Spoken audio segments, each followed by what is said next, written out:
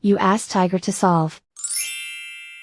This deals with linear equations with one unknown. The final result is x equals 1/7. Let's solve it step by step. Simplify the expression. Group like terms. Simplify the arithmetic. Group all constants on the right side of the equation. Add 2 to both sides.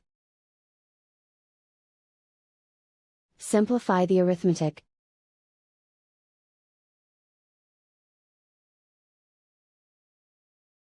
Isolate the x. Divide both sides by 14. Simplify the fraction.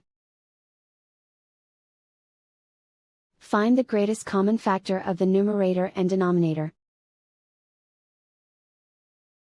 Factor out and cancel the greatest common factor. And so the final result is x equals 1/7.